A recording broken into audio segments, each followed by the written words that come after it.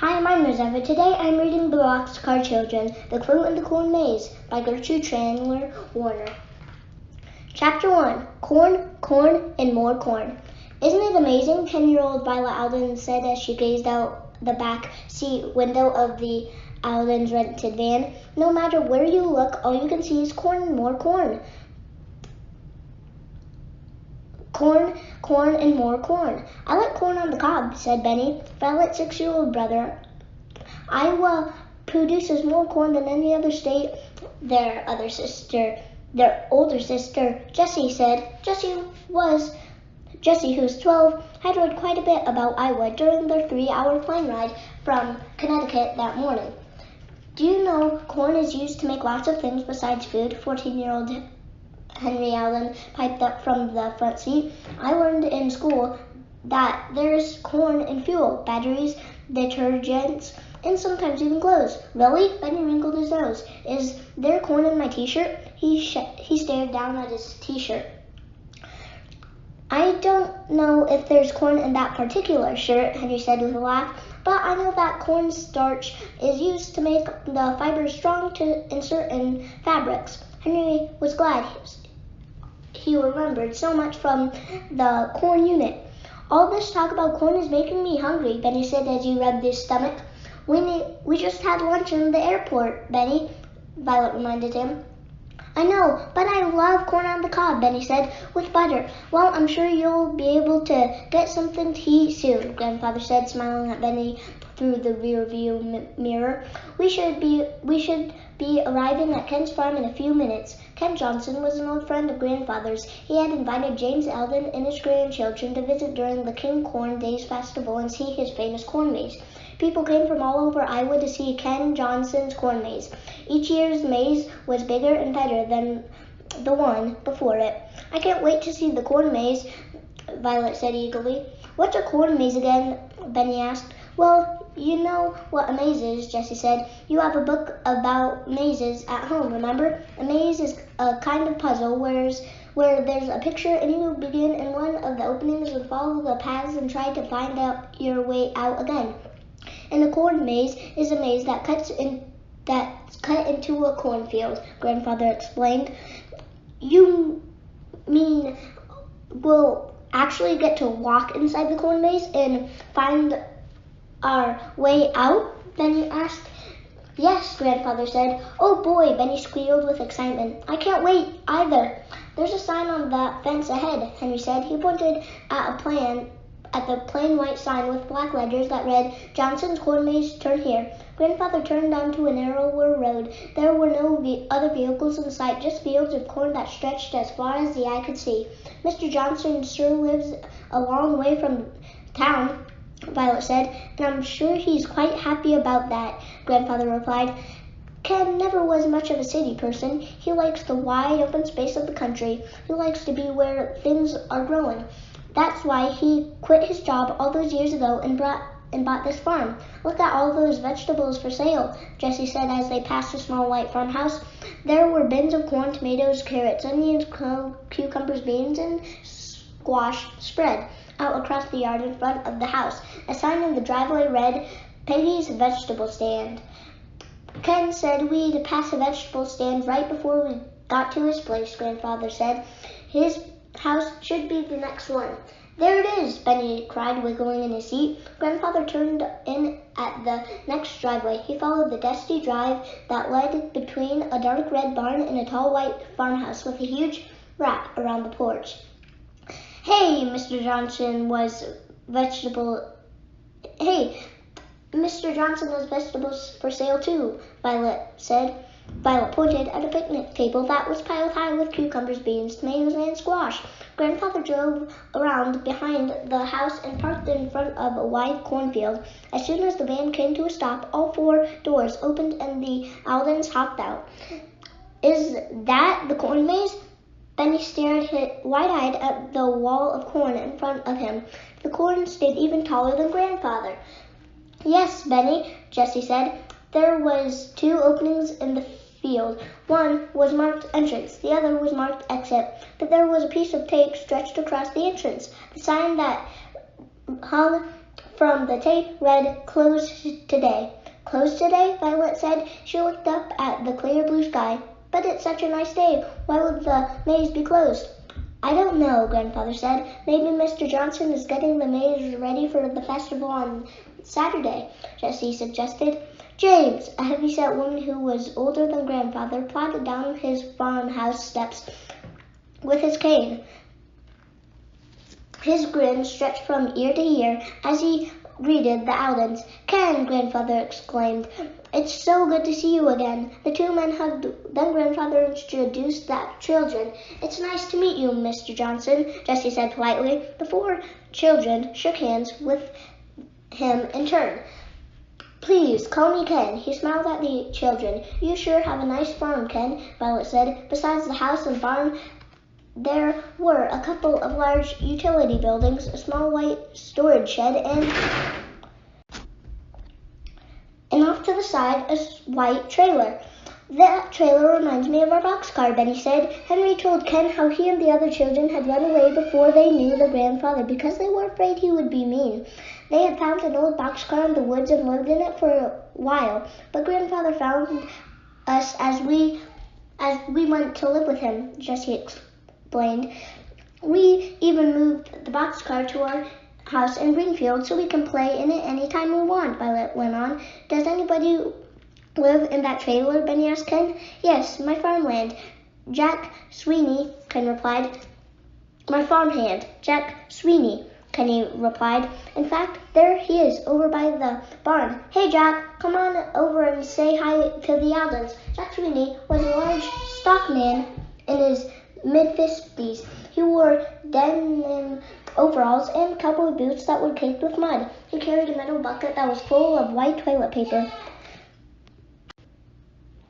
Jack nodded at the Aldens. "Sorry, I've got work today to do," he said stiffly. Then he went into the barn. Ken frowned slightly as he leaned on his cane. "You'll have to excuse Jack. He had some vandalism last night and he's trying to get things cleaned up." "Vandalism?" Benny asked. "What's vandalism?" "It's when someone damages another person's property on purpose," Jessie explained. Someone would toilet paper all through the maze," Ken said. "They made quite a mess. We had to close down for the day in order to get it all cleaned up." "That's terrible," Jessie exclaimed. "Who would do such a thing?" "I don't know," Ken replied. "Somebody who wants me to cancel the King Corn Days festival this weekend. Look what else we found." Ken reached into his pocket and pulled out a crumpled sheet of paper. The paper contained a bunch of letters that had been cut out of magazines and newspapers, and averaged on the paper to read, "Cancel the festival." "Jack found this in the center of the maze," Ken explained. "Why would someone want to stop the King Corn Days festival?" Grandfather asked. "It's a mystery," Ken replied. "We're good at solving mysteries," Benny said. Benny spoke up as Jack Sweeney came out of the barn with an empty bucket. Jack had a stern look on his face. "Maybe we could look around in the maze and see if we can find some clues," Henry offered. "No," Jack said, blocking the entrance to the maze. "You could stay out of there. Jack has been working hard to clean up the maze all day," Ken said apologetically. Let him finish. Once he's done, you can go in there." "We could help you clean up, Mr.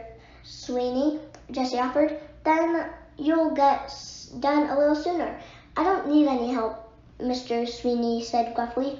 "Why don't you all bring your things inside?" Ken said, leading them away from the cornfield.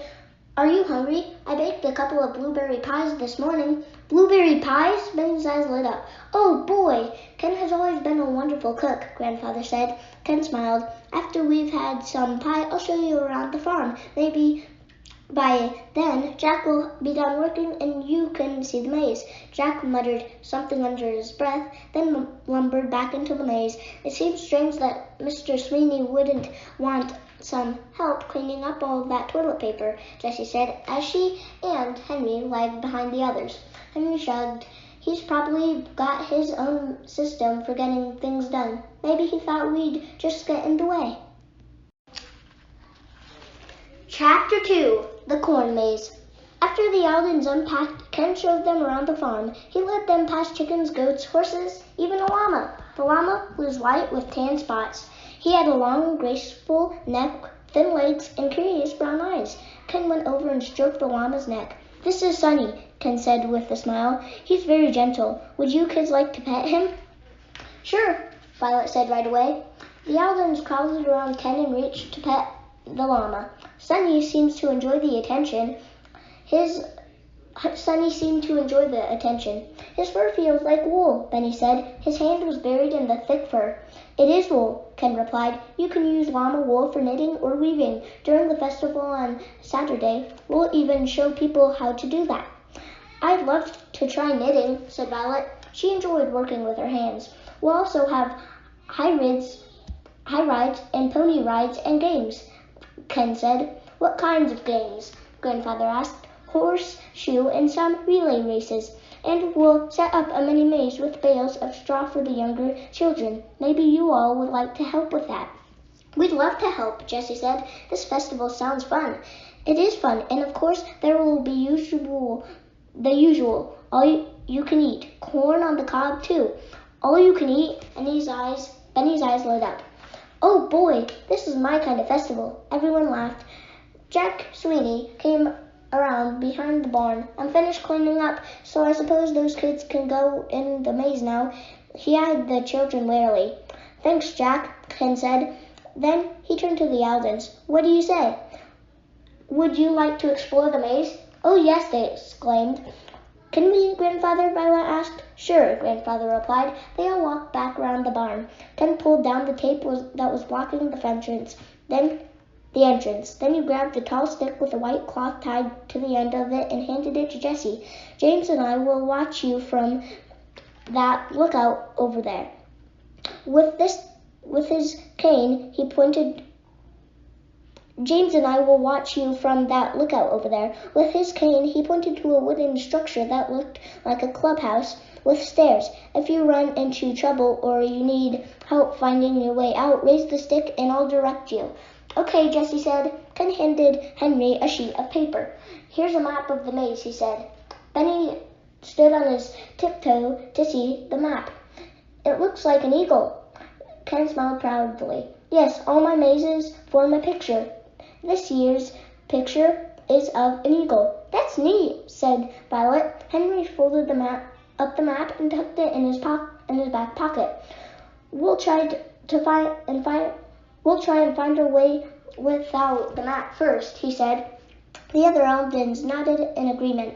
We're good at solving mazes," Jessie said. "I'm glad to hear that," Ken said. "Have fun," Grandfather called as the children hurried over to the maze entrance. "We will," Benny waved, but his smile faded when he noticed Mr. Sweeney scowling at them from over by the barn. The sun felt warm beating down on the children's backs as they went deeper into the maze. The ground was rock hard beneath their feet. Rich green corn stalks towered over them. The stalks were as wide around as small tree trunks. They were so close together that not even Benny could sneak between the rows. Each stalk had several silky ears of corn sticking out like small arms. This grown is so fresh you can almost smell it growing," Violet said as they turned a corner. Jessie stepped forward and sniffed on an ear of corn. "I think you're right, Violet," she said, laughing. "Which way should we go?" Benny asked when they came to a fork in the path. "This way," Violet pointed. She started off down the path that led to the right, but the others stuck close to her heels. But that path soon turned out to be a dead end, so they turned around. When they arrived back at the fork, Violet and Benny started to turn left. "Are you sure that's the right way?" Henry scratched his head. "I think that way leads back to the entrance." Jessie rested her stick in the crook of her arm and looked first one direction, then the other. "Yes, we turned right when we turned off this off this main path, but then we turned around, so now we have to go right again. For the next hour, the Aldens followed path after path. Some of the paths led into open areas, others ended abruptly in dead ends. The children noticed a few leftover bits of toilet paper stuck in some of the plants. Henry grabbed one of the larger pieces and peered at it. I wonder if we can use this to figure out who toilet papered the maze. Wow, Benny said. It's just plain. How? Benny asked. It's just plain old toilet paper. Everyone has toilet paper. Yes, but not all toilet paper is the same, Jessie pointed out. Violet looked closely at the piece. That's true. See all the dots that are pressed into it? They form a swirly design. You're right, Violet, Jessie said. I bet every brand of toilet paper has its own design. This piece could be an important clue, Henry said as he stuffed the toilet paper into his pocket. The Aldens kept walking. They didn't find any other clues, but they enjoyed winding through the maze. A few minutes later, they reached the exit. Grandfather and Ken were waiting for them. You did it, Grandfather clapped his hands together. You found your way out. Did you need the map? Ken asked. Jessie handed him her stick. Henry patted his pocket where he'd put Ken's map. Nope, we never took it out once. You kids are very good at solving mazes indeed, Ken said with a smile. Shall we go in the house and see what we can put together for supper? Oh, yes, Benny said. The children were eager to wash up and help make supper. So, how do you build a corn maze, Ken? Henry asked as they started across the yard. Well, the first step is to figure out what picture I want the corn maze to form. Then use a computer to help me draw it out. When the corn is about 6 inches tall, I cut the maze paths. Then it's just a matter of maintaining the field and waiting for the visitors to come. That's really interesting, Violet said. I'd like to plan a maze. Maybe one day you will, Ken said. Hey, it looks like we've got company. The Aldens' van was now parked between a rusty blue pickup truck and a sparkling clean gray sedan. The children clattered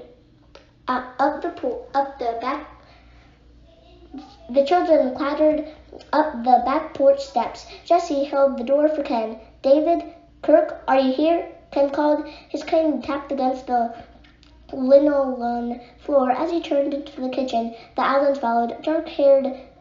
A dark-haired, 35-year-old man dressed in a business suit and a tie was reading a financial magazine on the kitchen table. An older man with curly white hair stood by the stove stirring something in a large pot of boiling water. It smelled like corn. Hello, you must be the Aldens. The younger man stood up and shook Grandfather's hand. I'm Ken's son, David. Pleased to meet you, Grandfather said. Then he introduced his grandchildren. The older man smiled. I'm Kurt, Ken's much better little younger brother, he said with a wide grin, then showed a gap between his two front teeth. The Aldens laughed as they shook hands with Kurt. Ken scowled. What brings you around, Kurt? Checking up on me again? No, Kurt said. I brought you some freshly picked sweet corn. This corn was still growing in my field about 15 minutes ago. Wow, that is freshly picked, said Henry. Corn on the cob is best if you don't pick it until you've got the water boiling and you're ready to drop the ears into the pot, Kurt said. So I rushed right over and put the pot on the stove. Why did you bring your own corn when Ken has so much right here? Benny asked. Kurt smiled. Well, I'll tell you, Benny. Ken can build a corn maze so spectacular that people will come from all over Iowa to see it. But if you don't want to eat this corn, my corn is at least fit for eating. That's because you grow sweet corn, Ken pointed out. I grow field corn. What did I tell you? Kurt leaned toward Benny. Would you want to eat the same kind of corn that cows eat? He asked. Benny quickly shook his head. Kurt dipped a pair of tongs into the boiling pot and pulled out a steaming ear of corn on the cob. He set it on a plate to cool. Let me put a little butter on the corn, and then we'll see what you think of it. Okay, Benny? Kurt said as he grabbed the butter dish and a knife. Okay, Benny said, his mouth watering. The butter melted on the corn as fast as Kurt could spread it. Kurt added a little salt, then handed the plate to Benny. Now you tell me, have you ever tasted butter corn on the cob? Kurt asked. He watched Benny's face anxiously. Benny picked up the corn and took a big bite. He cried, his eyes wide with amazement. This is the best corn on the cob I've ever had. Let's get some more plates, Kurt said. There's plenty for everyone. While Kurt dished up the corn, David started talking to Ken. So, Dad, he said carefully, Uncle Kurt told me about the trouble in the maze today. I hope you weren't out there working in the hot sun. I wish my brother would mind his own business, Ken said with a pointed look at Kurt. I'm perfectly capable of doing a little work in my own field. But Dad, you're arithmetist, David said. My arithmetist is fine. Besides, Jack did most of the work. David took a deep breath. I knew you don't want to hear this, but it seems to me the maze and the King Corn Days Festival are getting to be an awful lot of work. Ken scowled. We've had this argument before. I'm not selling the farm, and I'm not moving into town with you and Linda. You're not as young as you used to be, Pops, David said. This is getting to be too much for you.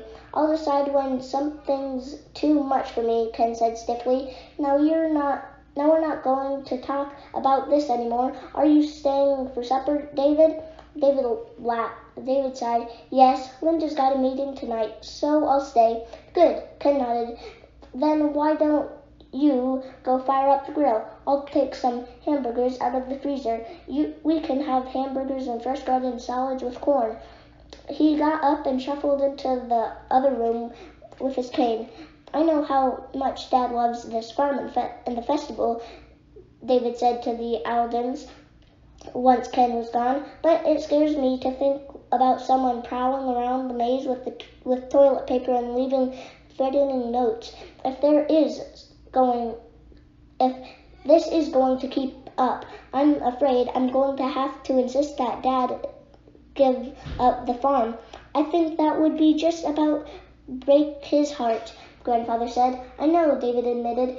He looked sad, but what else can I do? I don't want him to get hurt. Don't worry, Henry said. We'll figure out who vandalized the maze and wrote the note, and we'll get them to stop. For my father's sake, I hope you can, David said. Chapter 3. Yuck! Violet woke up during the night. She was thirsty, so she decided to go down to the kitchen to get a drink of water. She slipped quietly out of bed. As she crept across the room, something out of the window caught her eye. Violet tiptoed over to the window and peered out into the darkness. She saw a round white light bobbing through the cornfield. Was it a flashlight? Was someone in the maze in the middle of the night? Jessie, Violet whispered. She hurried over to the other bed and gently shook her sister's shoulder. Jessie, wake up. I think there's someone in the corn maze. Jessie rubbed her eyes and rolled toward Violet. What? She said sleepily. There's light in the corn maze, Violet hissed. I think someone's in there. Jessie tossed her covers aside and followed Violet over to the window. But now, when the girls looked, the light was gone. That's strange, Violet said. Are you sure you saw a light in the field? Jessie asked. There's a light on inside Mr. Sweeney's trailer. Maybe that's what you saw. Violet couldn't remember whether there had been a light on in Mr. Sweeney's trailer when she looked before, but she was sure she'd seen another light in the field. The light I saw was moving, Violet said. It was bobbing up and down, the way it would if someone was carrying a flashlight. A moment later, the light in Mr. Sweeney's trailer went out. Everything was dark. Maybe it was just Mr. Sweeney checking to make sure no one was in the maze, Jessie suggested. He probably didn't see anything, so he went back to bed. You're probably right, Jessie, Violet agreed. I'm sorry I woke you up. That's okay, Jessie said. Let's try and get some sleep. The next morning, Ken had stacks of pancakes and a frying pan full of sausages ready when the Aldens came downstairs. You shouldn't have gone to so much trouble, Ken, Grandfather said. Why not? Ken asked. I love to cook. Always have. You know that. Now eat up before everything gets cold. Okay, Benny said as he slid into a chair. Grandfather, Henry, Jessie, and Violet sat down too. Benny helped himself to several pancakes. A warm breeze blew through the open kitchen window. The Aldens could tell it was going to be another hot day. A strange odor caught Benny's attention. What's that smell? He asked, wrinkling his nose. It must be pancakes, Henry answered. You sure have a lot of them on your plate. No, Benny shook his head. I know how pancakes smell. This is something else.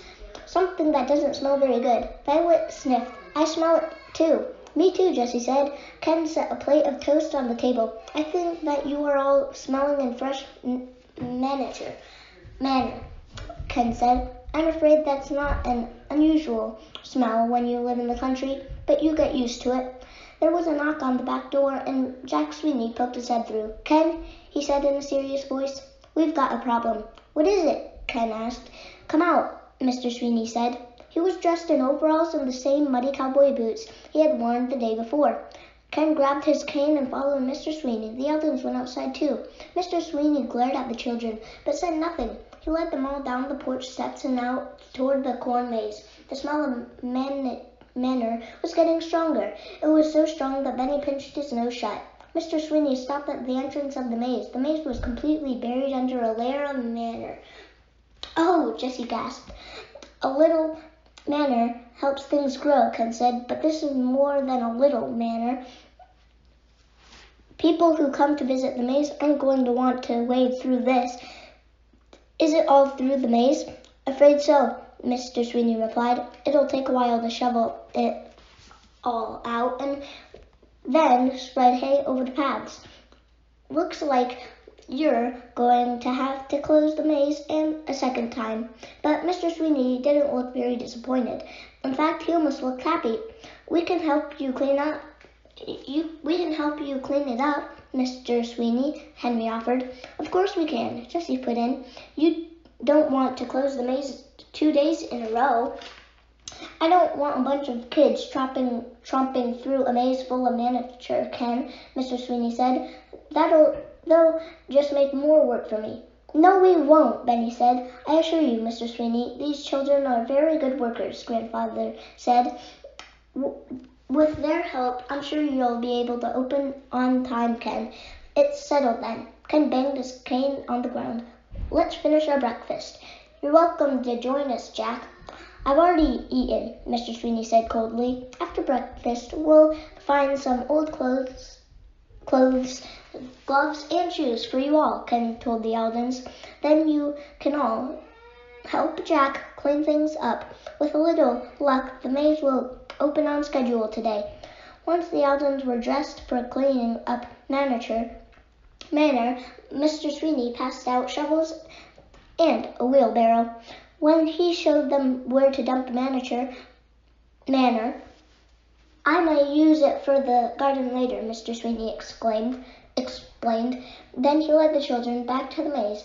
I've been working on the path straight ahead, Mr. Sweeney said. Why don't you kids work the path that go off over there? I haven't been down that way. Mr. Sweeney gestured toward the right. Okay, the Aldens agreed. Before Mr. Sweeney turned to leave, Violet told him about the light she'd seen moving through the maze during the night. Jessie and I also saw a light on in your place, Mr. Sweeney, Violet said, so we know you were up. Did you see anything unusual? Nope, Mr. Sweeney said. What were you doing up in the middle of the night? Jessie asked. Did you go outside to check the maze? Mr. Sweeney looked annoyed. No, I gotta go use the bathroom. Then I went right back. No, I got up to use the bathroom. Then I went right back to bed. Same as every other night. So maybe the person who spread the manure was carrying the light? Henry said. Do you know anyone who would want to sabotage the corn maze? Can't think of anyone, Mr. Sweeney replied. Look, I really don't have time for all these questions, he said. There's a lot of work to be done. Now, I thought you kids wanted help. We do, Violet said, but we also want to figure out who's been making such a mess in the maze. We're good at solving mysteries, Henry said. Well, right now, I need kids who are good at cleaning things up rather than kids who are good at solving mysteries. He set off down the maze path. I don't think Mr. Sweeney likes us very much, Benny said after the older man had left. He sure doesn't like us asking questions, Henry said. Do you think he could have anything to do with the vandalism? Why would he vandalize Ken's farm? Ken's maze, Violet asked. It looks like he's the one who ends up doing most of the cleanup. Plus, he and Ken are friends, Benny said. He works for Ken, and he lives right by Ken on his land. Well, he sure isn't very friendly, Jessie put in, but maybe that's just because he's had a lot of extra work to do lately. Speaking of work, we'd better get started, Henry said as he grabbed the handles of the wheelbarrow. The Aldens started down the main path, then followed the path that veered off to the right. Yuck, Benny said, stepping gingerly. This is disgusting. He jabbed his shovel into a pile of manicure and plopped it into the wheelbarrow. Wait a minute, Jessie said. Look, there are footprints over there. Mr. Sweeney said he hasn't been down this path yet, Henry said. So the footprints must belong to the person who made all this mess. The footprints were long and narrow and pointed at the tip. They looked like prints from cowboy boots, Violet said. You could be right, Violet, Jessie said. Mr. Sweeney had on cowboy boots, Benny pointed out. I bet a lot of people who live around here wear cowboy boots, Violet said. Violet's right, Henry said. We don't want to jump to any wrong conclusions. Besides, Violet put in, it's impossible Mr. Sweeney did come down this path It's possible Mr. Sweeney did come down this path. After all, maybe he just didn't remember it. For the next couple of hours, the Aldens mucked out the maze paths and dumped the manor in the pile behind the storage shed. There sure are a lot of paths in this maze, Jessie said as she wiped the back of her hand across her sweaty forehead. Not every path was covered in manor, but the Aldens went down every path anyway. Cleaning up manor was hot, dirty work. But the important thing was getting the maze ready so Ken could open in the afternoon. Hey, what's that? Benny asked when they turned another corner. Something red lay in the dirt up ahead. Benny ran to see what it was. It's a cap, Benny said, picking it up. Not just a cap, Jessie said. It's a cap that was built in a flashlight. Not just a cap, Jessie said. It's a cap that has a built-in flashlight. Look, she flipped the tiny switch on the side of the cap and a bulb lit up. Wow, that's pretty cool, Benny exclaimed. I knew I'd seen the light in the maze last night, Violet cried. Good work, Benny, Henry said. Whoever was in here last night probably dropped it. Mr. Sweeney came to check on them a few minutes later. How are you kids doing, he asked. Pretty good, Jessie said. We're almost done with all the paths and on the side of the maze. Good, Mr. Sweeney nodded. Mr. Sweeney, Violet held up the cap he'd found. We found this while we were working. Do you know who it belongs to? Mr. Sweeney squinted at the cap in Benny's hand. It's not mine. Does it belong to Ken? Violet asked.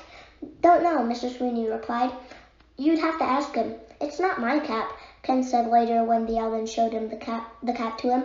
Where did you find it? We found it inside the maze, Henry said. We're wondering if it belongs to the person who dumped the manor there. Jessie added.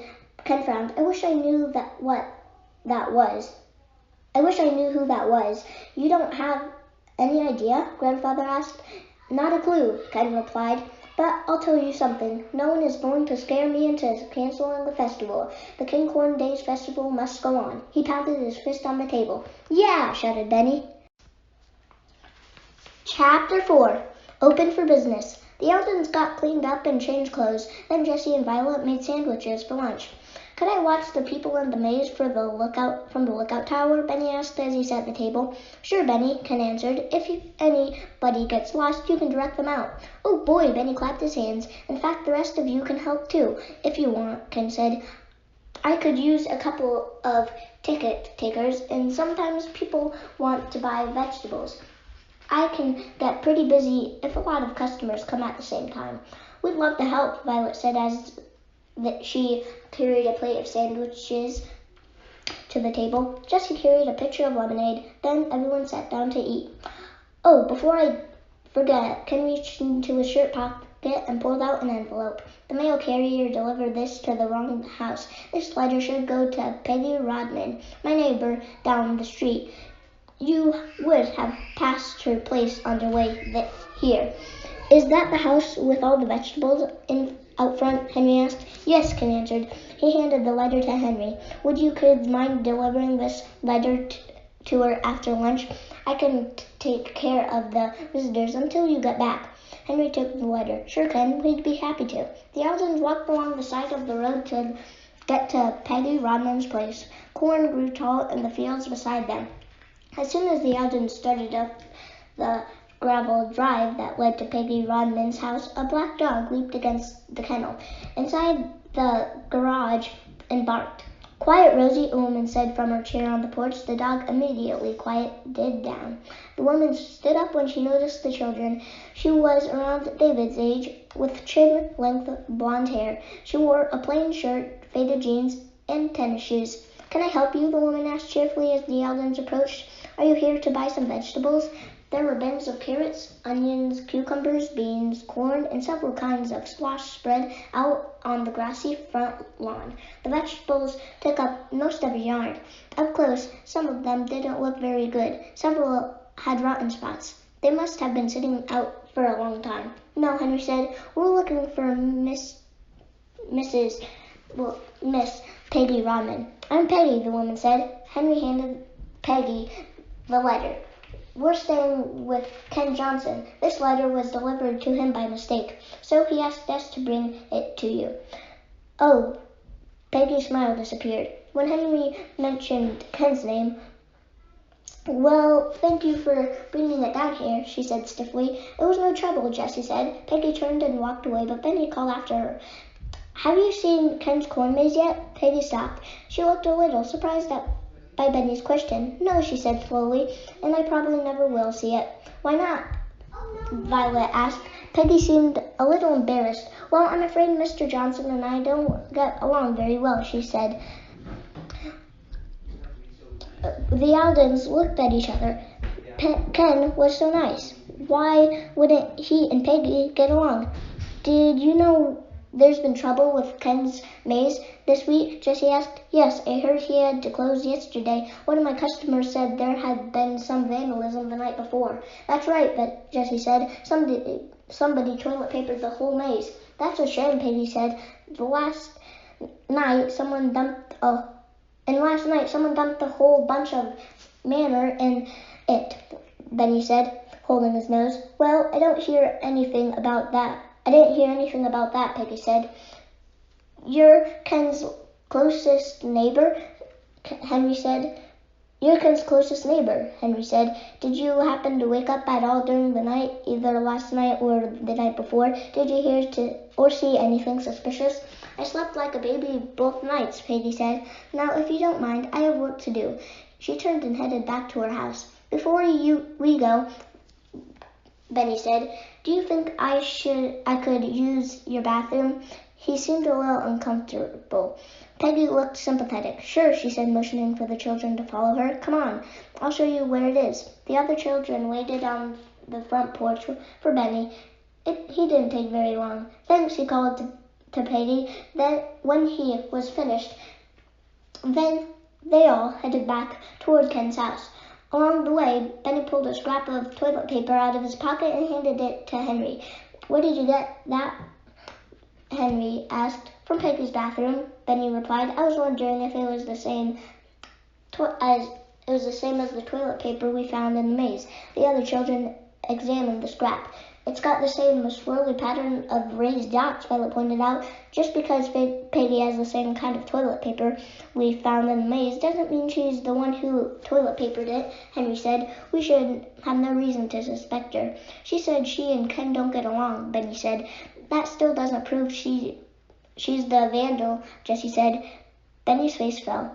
But it was good thinking to try to match up the toilet paper, Jessie said quickly. That's right, Henry said. We just need more evidence before we can figure out who vandalized Ken's maze. For the rest of the afternoon, the Aldens helped with the maze. Jessie helped Ken run the cash register. Violet and Henry took tickets, and Benny and Grandfather watched from the lookout. It's just as much fun watching people go through the maze as it is going through ourselves, Benny said, resting his elbows on the ledge.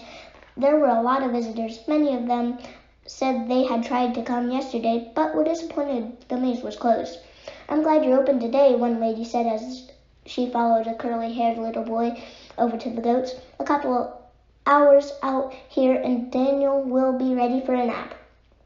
Are there vegetables for sale? Another lady called from the front yard. Yes, there are, Ken called back. I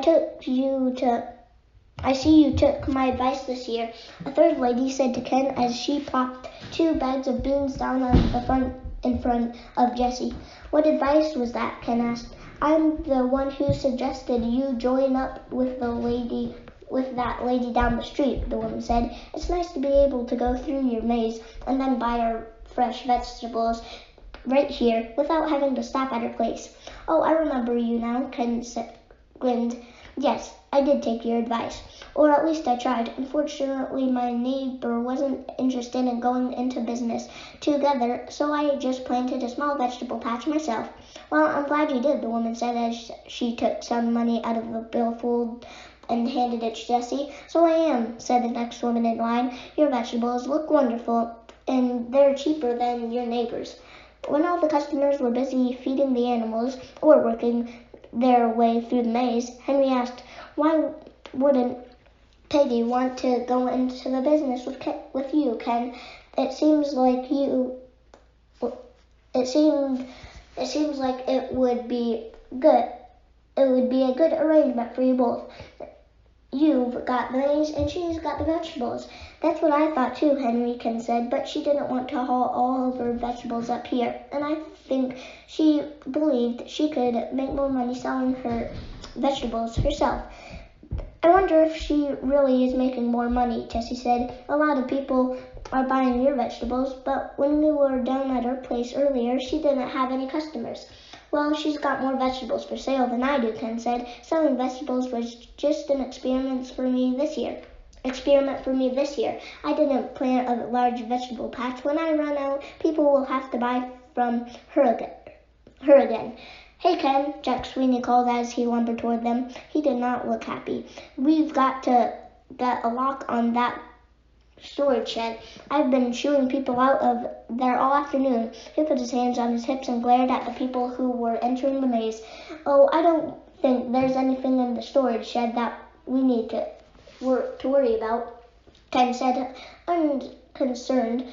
There are tools in there and animal feed, Mr. Sweeney said. I just caught a bunch of kids climbing all over the bags of feed. Their parents weren't paying any attention to what the children were doing. He sounded pretty angry. All right, Jack, calm down, Ken said. We'll get a lock the next time either of us goes into town. Mr. Sweeney didn't look satisfied. You know, I didn't take this job to be a babysitter, he said as he took his hat off and rubbed his forehead. I'm a farm hand. That's what I do. I know, Jack, Ken said sympathetically, and you're very good at what you do.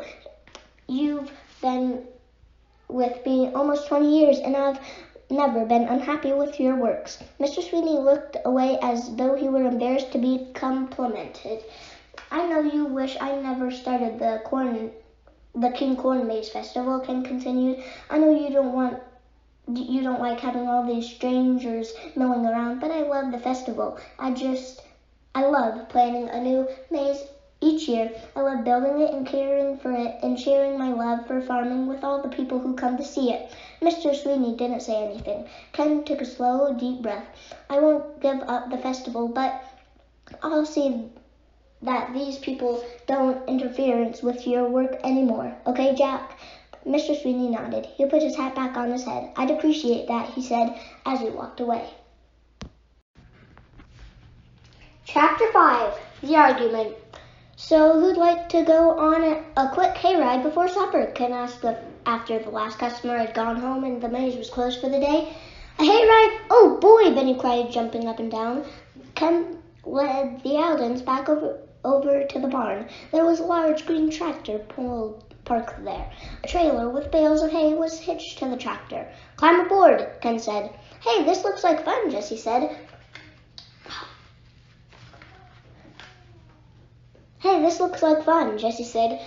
She hopped on to the trailer. It sure does, Violet agreed, but where do we sit? On the hay, Ken said with a laugh.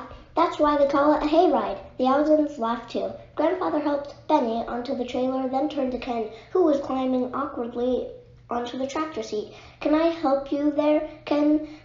Grandfather asked. No, Ken waved his hand. I'm fine. He started the tractor, and with a quick lurch, they were off. Ken drove the Aldens all around his property. It wasn't a fast drive, but it was a lot of fun. This land is really quite hilly, Grandfather noted. I always think of the Midwest as being flat. Perch Iowa are flat, but we've got some gentle rolling hills around here, Ken said with a smile. Isn't it beautiful? It sure is, Grandfather agreed. Ken drove along the edge of the cornfield, then turned down a narrow, rutted road. The road led to the top of a ridge, then down to a small lake. Mr. Sweeney was sitting by the lake. As the group drew closer, they could see he was cutting pieces out of the newspaper. Hey, Jack, Ken said. What are you doing? Ken quickly gathered up the newspaper scraps. I was taking a little break, he stammered. I have a nephew who lives in California now, but he likes to keep up with the local sports coverage, so I'm clipping articles. Well, we won't disturb you, Ken said. He turned the tractor in a wide circle and drove back up the hill. When they got back to the utility barn, Ken parked the tractor. Thank you for taking us on a hayride, Ken, Jessie said. You're welcome, Jessie, Ken said. Then he and Grandfather went inside to start supper. The children decided to stay outside and look at the animals. Many especially wanted to visit the llama. While they were petting Sunny, Benny noticed a scrap from an empty feed bag lying on the ground. He picked it up. Does anyone know where there's a garbage can? Benny asked. There's one over by Mr. Sweeney's trailer, Violet said, pointing. Benny skipped over to the garbage. He lifted the lid and was surprised to find the entire can full of empty toilet paper rolls, a plastic wrapping for Softy brand toilet paper. Hey, come look at this, he called to the other kids. They came over and peered into the garbage can. I wonder if all of this came from the toilet paper in the maze, Jessie asked. I bet it did, Violet said. Look. She pointed to a cardboard roll that still had a little toilet paper attached to it. This is the same swirly pattern we saw on the toilet paper we found in the maze, and the paper at Peggy Rodman's, Benny added. Just then, Mr. Sweeney came up behind them. What do you kids think you're doing, digging in my garbage? He asked. Mr. Sweeney's tone of voice startled Benny so much that he dropped the metal lid. I was just throwing some garbage away, he said. Henry picked the lid up and replaced it on the garbage can. He couldn't help but notice all the toilet paper rolls and packaging. We couldn't help but notice all the toilet paper rolls and packaging, Henry said. This is the only garbage can around here. The person who wound all the toilet paper through the maze must have put the garbage here, Mr. Sweeney said gruffly. He checked the garbage can lid to make sure it was secure. I suppose that's better than leaving it in the maze. Mr. Sweeney brushed past the children and thudded up the steps to his trailer. Please find someplace else to play, he said, and don't dig in the garbage. Okay, Mr. Sweeney, Henry said. We're sorry to bother you. Mr. Sweeney doesn't like us Benny grumbled as they headed back toward Ken's house. He's mean. I don't think he realized Benny had picked up some trash, Jessie said. Instead, he got mad at us for digging in the garbage. Maybe he got mad because he didn't want us to see all the toilet paper rolls and plastic wrapping, Henry said. Why would he care about what we saw in his garbage? Jessie asked. Unless he's the one who put all the toilet paper and manure in the maze. That seems kind of strange when he's the one who has to clean up the mess, Violet said. Still, I think we should keep an eye on Mr. Sweeney, Henry said. The others nodded in agreement. The children went inside the house and found David pacing back and forth in the kitchen. His dress shirt was unbuttoned and his tie was loose. He looked upset. Why didn't you tell me, Dad? David demanded. I just did, Ken replied calmly as he checked the casserole in the oven. David frowned. I mean, why didn't you tell me as soon as you discovered the manure in the maze?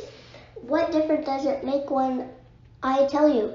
Ken asked. I could have come over and helped you with the cleanup, David replied. Don't be silly, Ken said. He sat down at the table next to Grandfather. You can't leave your job at the bank every time I have a little problem. That sounds like a big problem to me, David said. You know I don't like you working in the fields, Dad. You're not a young man anymore. So you keep telling me, Ken muttered. But I assure you, I wasn't working in the fields.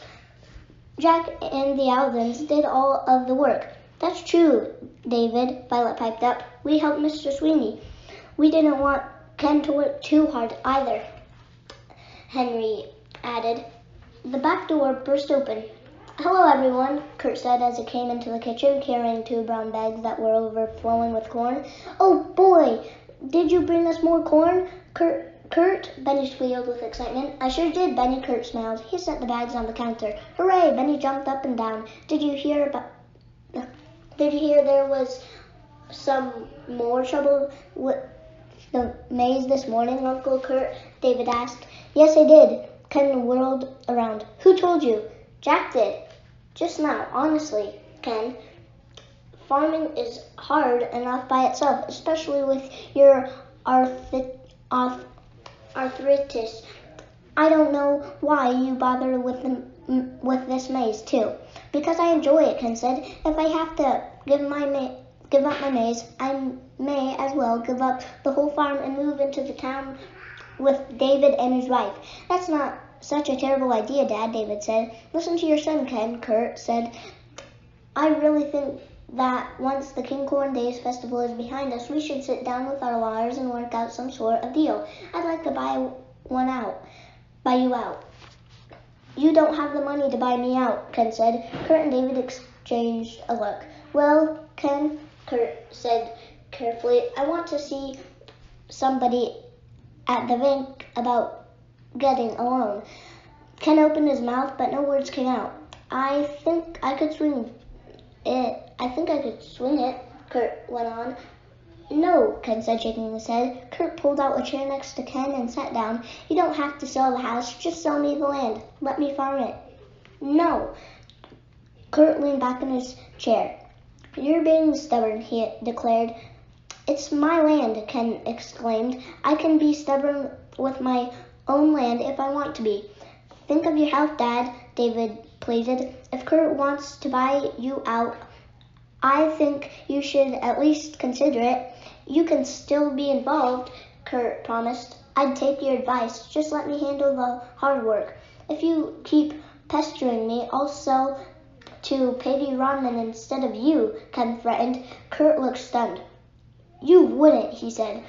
Why wouldn't I? Ken asked. She made me an offer a few months ago, a pretty good one, I might add. But, Kurt stammered, clearly upset. She never liked either of us. Why would you sell to her instead of to your own flesh and blood? Because at one time, all of this land belonged to her family, Ken explained. I bought this farm from her dad, and, letting her buy it back might go a long way toward mending fences between us. Kurt was so angry the Aldens could almost see smoke coming out of his ears. If you sell to her instead of me, I'll never forgive you, Ken. Well, right now I'm not planning on selling it anymore, Ken said, so why don't we quit talking about this? Let's cook the corn and eat some supper. I'm not hungry, Kurt said, rising to his feet. He stormed out of the house. The Aldens sat in silence. They felt bad about having heard the argument between Ken and his brother. Ken seemed a little embarrassed about it, too. I'm sorry you Aldens had to hear about our family squabbles, he said. Grandfather waved his hand to let Ken know it didn't matter. I know how important it is to you to hang out this farm, Grandfather said. I bought this farm with my own money, James, Ken said. I didn't even take out a loan. I paid cash. I remember, Grandfather said. Believe it or not, Dad, Uncle Kurt, and I really do have your best interest at heart. We're worried about you, David said. Well, stop worrying, Ken said. What's best for me is to stay right here and keep farming my land. I wish I was as sure of that as you are, David said. He picked up his briefcase and gave his father a hug. I need to get home, David said as he was leaving. He noticed the red cap sitting on the counter. Hey, I was wondering what happened to my cap, he said, picking it up. Jessie looked up. You mean that cap belongs to you, she asked. Yes, I got it just a couple weeks ago. It's got a light on it, you see. He flipped the switch and the bulb lit up. I was really upset when I noticed it was missing this morning. The Aldens all looked at each other. We found it in the maze this morning, Henry said. You did? David sounded surprised. Gee, I wonder how it got there. He scratched his head. Now that I think about it, I remember I borrowed a rake from the shed the other night. I'll bet I left it in the shed then. How did it get from the shed to the middle of the maze? Jessie wondered. That's a mystery, isn't it? David said with a smile. I just know I didn't put it there. I haven't been in the maze for days. Maybe the person who dumped the manure in the maze went into the shed to get a shovel or something and found it, Violet suggested. Maybe, David said. In fact, maybe they left it in the maze on purpose so you'd think I was the vandal. I would never think that, son, Ken said. David smiled again. I hope not. He picked up his cap. Well, I better be going. See you all later. After a hearty supper, the Aldens decided to take a walk through the maze before bed. It was just starting to get dark, so they borrowed flashlights from Ken. Ken and Grandfather sat on rocking chairs on the back porch. I wonder how David's cap got from the shed to the maze, Violet said as she shined her flashlight on the path ahead of them. The corn stalks rippled in the light breeze as the children turned a corner. Obviously someone took it out of the shed, Henry said, but who? Who could have gotten in there? It could have been anybody, Violet said. Ken doesn't seem to keep the shed locked. I'll bet Mr. Sweeney goes in there a lot, Jessie said. Henry could see the light from Mr. Sweeney's trailer through the cornstalk. He lives here, so it would be pretty easy for him to sneak into the maze at night.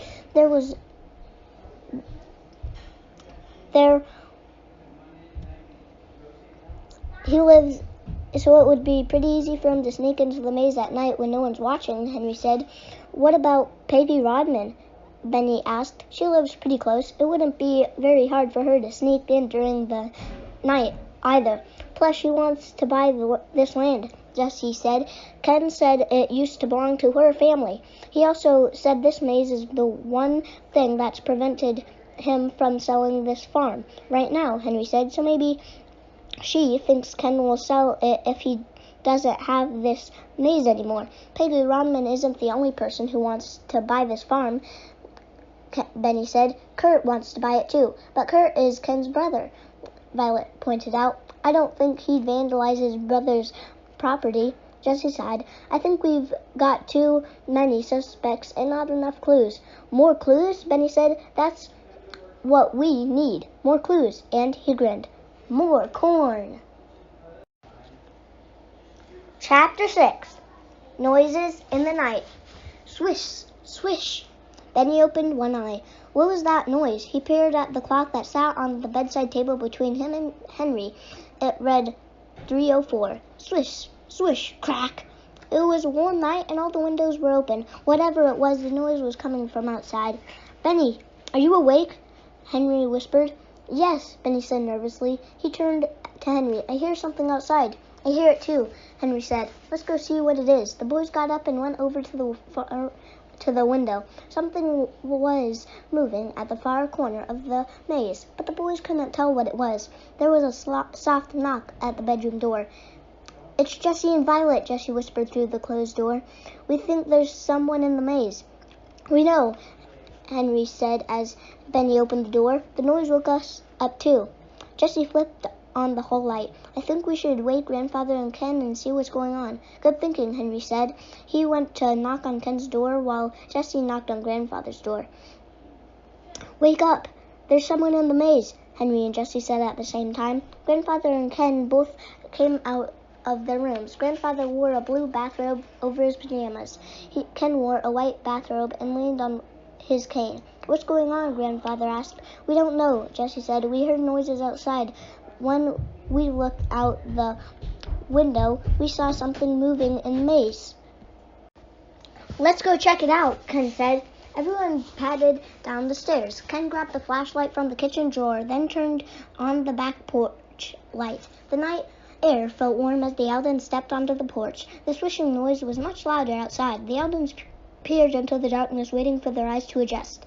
It sounded like someone was chopping down the corn stalks. Henry and Grandfather hurried toward the maze. The noise stopped. Hello, Grandfather called. Is anyone there? Oh, no, Henry groaned as they drew closer to the maze. Someone had indeed chopped down part of it. Just then, a dark figure emerged from the gaping hole in the rows of corn. The person was wearing a ski mask and a hood and carried something in his hand. He took one look at Henry and Grandfather, then bolted to the opposite direction. Hey, stop, Henry called. He ran after the intruder. Jessie, Violet, and Benny were close behind. They chased the person around the side of the house toward the road. It was so dark they couldn't see the person, but they could still hear running footsteps. In the distance, they heard a car or truck start up and drive away. We lost him, Violet said mournfully. The Eldon stopped running. Jessie put her hand on her knees to try and catch her breath. Maybe not, Henry said, his chest heavy. Listen, I still hear footsteps. The others heard the footsteps too. Come on, Jessie said. They all started running again. They ran in the direction of the footsteps, straight into Mr. Sweeney. The Eldons came to an abrupt halt. What are you kids doing up at this hour? Mr. Sweeney said gruffly. He wore a dark hooded sweatshirt over his pajamas. There was someone in the maze, Jessie explained. Someone was cutting down the corn stalks, Benny put in. We saw him running this way, so we followed him, Henry said. Mr. Sweeney nodded. I followed him too. Is Ken up? Yes, Henry replied. I think he and Grandfather are in the maze. They all trooped back around the corner. Grandfather and Ken were inspecting the damage with flashlights. Ken held a piece of paper in his hand. What's that? Benny asked. It's another note, Ken said. He handed it to Henry. Just like the last one, Jessie said. Letter from magazine headline had been cut out and pasted to the paper. The message read, Cancel the King Corn Days Festival or else. Or else what? Violet whispered. I don't think I want to find out, Ken said. He rubbed the back of his neck. Perhaps I should cancel the festival. What? Jessie cried. You can't do that, Violet and Benny exclaimed.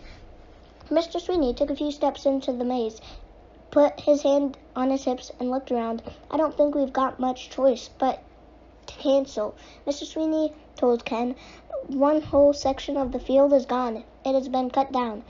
I don't know how we can repair the damage this time. Ken shook his head sadly. I just don't understand this. Why would someone want to destroy my maze? Why would somebody want to steal me? Why would somebody want me to cancel the festival? You have absolutely no idea who might be behind this, Ken? Jessie pressed. None at all. Mr. Sweeney, did you get a good look at the intruder? Henry asked. It was too dark, Mr. Sweeney said. We know one thing about him, Benny said. What's that? Violet asked. He sure can run fast, Benny said. I'm exhausted. You're exhausted because it's still the middle of the night, Grandfather said. Ken sighed. There isn't much we can do right now, he said. Maybe we should all try to get some more sleep. In the morning we'll see how bad the damage is. The Aldens agreed and then all trooped back into the house. Violet got Benny a glass of water and Henry and Jessie tucked him in. How come we didn't see Mr. Sweeney out back by the maze? Benny asked. We saw the bad person, but we didn't see Mr. Sweeney. That's a good question, Jessie said. Mr. Sweeney was chasing the person, too, but he got around the house before we did. It seems like either Mr. Sweeney would have been far enough ahead of us to catch the intruder, or we should have seen Mr. Sweeney chasing the intruder. It was dark, Violet said. It's too hard to know what really happened. The other children nodded. Maybe we should talk to Mr. Sweeney in the morning, Henry said. Benny looked a little nervous. Do you think that bad person might be back tonight? He asked. I don't know, Benny, Jessie said. He's done enough damage for one night, Henry added. Besides, he knows we're on the case. Benny grinned. And we'll solve it. Chapter 7. Too many loose ends. The Aldens children slept until almost 9 o'clock the next morning. They got up. The house was quiet. I wonder where Grandfather and Ken are, Benny said. Maybe they're downstairs, Henry said. So the children headed downstairs. They heard a voice in the living room. Assuming it was Ken, they followed the voice. But it wasn't Ken's voice. They heard it was David's. He was talking on the telephone. Yeah, I think he's pretty shaken up, David said in a low voice as he straightened his tie. Oh, one or two more scares like this, and he'll be ready to sell. I can almost guarantee it. David jumped up when he saw the Allens. He quickly picked up the magazine that was laying on the couch. I have to call you back, he said to the phone. Then he hung up. We didn't mean to intrude, Violet said. We were looking for a grandfather. And Ken, Benny added. You didn't intrude, David said with a stiff smile as he stuffed the magazine into the front pocket of his briefcase. I was talking to my wife. Dad and your grandfather went into town to do a little shopping. They left rolls of juice for you in the kitchen. Did you hear about what happened last night? Jessie asked. Yes, David replied. It's a shame, isn't it? He checked his watch. Goodness, look at the time. I'd better run. He picked up his briefcase and hurried for the front door. Don't forget the rolls of juice, he said, and then he was gone. The children looked at each other. He sure was in a hurry to leave, Jessie said. Did you see that magazine he shoved into his briefcase? Henry asked. I got the impression he didn't want us to see it. I wonder why, Violet said. Maybe it had letters cut out of the headlines, Benny suggested. Do you think David could be the one vandalizing Ken's farm? Jessie asked. I don't think so, Violet replied. David is Ken's son. He wouldn't hurt his own father any more than Kurt would hurt his own brother. But he's worried about his father, Jessie pointed out. He wants Ken to sell this farm and move into town. But Ken won't do that. He doesn't want to give up the maze or the festival, even though they're a lot of work. Maybe this is the only way David can get Ken to move into town. Maybe David and Kurt are working together to get Ken to sell the farm, Jessie suggested. There's an interesting possibility, Jessie, Henry said, tapping his finger to his chin. The cap with the light belonged to David, Benny pointed out, and David's always carrying a magazine, but he also dresses so well, Violet said. It's hard to imagine him mucking around the field full of manure. Maybe Kurt dumped the manure, Jessie said. I don't think so, Henry said. The person we saw last night could run really fast. I don't think Kurt could run that fast. Mr. Sweeney can run fast, Benny said. Yes, he can, Jessie agreed. We were going to talk to him some more today. we were going to talk to him some more today. Right, Henry said. Let's get some breakfast and then go and do that. The children ate a quick breakfast of toast and cereal, then headed to the barn. I really don't have a lot of time for chit-chat, Mr. Sweeney said as he carried a bucket of feed to the chicken coop. I've got work to do. The Alvins trailed along behind him. We know you're busy, Jessie said. We want to ask you a couple of questions about last night. Well, make it quick, Mr. Sweeney said. He dumped the bucket of feed onto the ground in front of the clucking chickens. The chickens all waddled over and pecked at the food. We were just wondering what you were doing in front of the yard last night, Henry asked. Mr. Sweeney scowled. Same as you, he said, trying to catch the guy who was prowling around the maze. I told you that last night. But we didn't see you by the maze. How did you get around to the front of the house so quickly? Jessie asked. And how come you didn't catch the guy? Benny asked. Mr. Sweeney glared at the children. You think I'm the one who's vandalizing the maze? Is that what you're saying? Oh, no, Mr. Sweeney, Violet said right away. She could never accuse anyone unless she was sure, and they still weren't sure of anything. Weren't you trying to figure out what happened? We're just trying to figure out what happened, that's all, Jessie said. Maybe you saw something we didn't, Benny asked. Mr. Sweeney scratched his head. Well, I thought I heard something out in the field around 3 o'clock this morning, he said. So I got up and went to check it out, but I didn't see or hear anything unusual. I was about to go back inside when I heard a car out on the road. The group strolled back toward the barn. It sounded as if the car was stopped right in front of the house. Mr. Sweeney went on, so I went around to the front to see who it was. That was about the time you folks came outside. I saw a dark figure run past, so I tried to catch him, but he got away. Then you kids caught up to me. That's all I know. Can you describe the car you saw? Henry asked. We never saw it. I didn't see it either. I only heard it. By the time I got to the road, it was gone. Too bad, Benny said. So did our intruder get away on foot or in the car? Jessie wondered. I don't know, Mr. Sweeney said. Right now, we have to think about the maze. I was looking at it this morning, trying to figure out whether the damage could be repaired. The Alvins were surprised. Mr. Sweeney had thought about repairing the maze at all. He hadn't sounded very hopeful about repairing it last night. Can it be repaired? Violet asked. Come see what you think. Mr. Sweeney led them over to the field. Jessie gasped when she saw the damage. Oh no, Violet said. A whole section had been chopped down. Pieces of corn stalk and ears of corn lay scattered on the ground.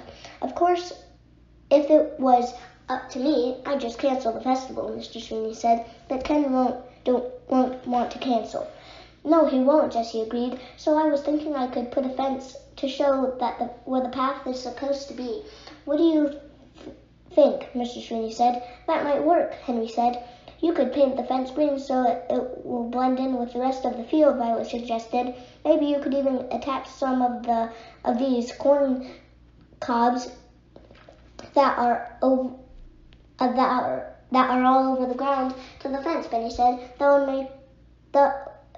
Then it would still be sort of a corn maze. Mr. Sweeney scratched his chin. It'll be a lot of work, he said. If I'm going to do all of that before the festival this weekend, I'm going to need some help. He looked at the children. We'll help you, Mr. Sweeney, Benny said right away. That's right, Violet added. Anything for Ken and the Kinghorn Days Festival. Well, it looks like Ken and your grandfather are back from town. Why don't you want to see what Ken has to say about our plans, Mr. Sweeney said. I'll go get my tools, and I'll meet you back here in a bit. When the Aldens walked up to the house, they noticed Kurt's rusty blue pickup truck parked next to Grandfather's rented van. As soon as the children stepped inside the house, they could hear the two brothers bickering. Someone tried to chop down your field. I don't like this, Ken, Kurt said. I don't like it at all. Well, what do you want me to do? Ken responded. You know what I mean. You know what I want to do. I want you to sell the farm and move into town. I'll give you a good price. I will not be run off my own land, Ken shouted. Besides, what makes you so sure you wanted to to have the same troubles I'm having. I know I wouldn't, Kurt said. All of your troubles are related to that maze. I'll just tear the maze down. Ken grit his teeth. That's exactly why I won't sell it, he replied. Henry cleared his throat. Hello, Ken. Hello, Kurt, he said cautiously. The older men glanced at the children. They turned away from each other. Hello, kids, Ken said without a lot of enthusiasm. Kurt yawned and stretched. Then he stood up. Gosh, I could use another cup of coffee. I sure am tired today. Why are you so tired? Violet asked. I don't know, Kurt said as he poured himself a cup of coffee. I didn't sleep very well last night. What have you kids been up to this morning? Talking to Mr. Sweeney, Benny said. He thinks we can repair the maze. The children told Ken and Kurt what they and Mr. Sweeney had decided. You don't mind if some of the paths are marked by a fence instead of by corn. Do you, Ken? Violet asked. Well, identically a corn maze should be all corn, Ken said. But if the choice is a maze with a little fence here and there, or no, a little fence here and there, or no maze, I'll choose the fencing. Jessie smiled. That's what we thought you'd say. We told Mr. Sweeney we'd help him build the fences, Benny said. Thank you, kids. I sure do appreciate all the work you're doing on the farm. This is supposed to be your vacation, and it seems like all you're doing is work. But this kind of work is fun, Violet said. Just as they were turning to leave, Benny noticed a nasty, jagged cut in Kurt's arm. Kurt, what happened to your arm? Benny asked. What? Oh, that. Kurt pushed up the sleeve of his black hooded sweatshirt and looked at the cut. I was taking out an old barbed wire fence last night. I must have cut myself. That rusted old fence down by the creek, Ken cried. That's the one, Kurt said. By yourself? Ken asked. Sure, why not? Kurt said with a shrug. Ken snorted. You're not that much younger than I am, Kurt, and apparently you're not as smart as I am either. What are you thinking about on a big job like that by yourself? What are you thinking taking on a big job like that by yourself? Kurt shrugged. I can handle it, he said. That looks like a bad cut, Violet said with concern. When was your last tetanus shot? Ken asked. Kurt scowled. Will you quit treating me like a child? I'm fine.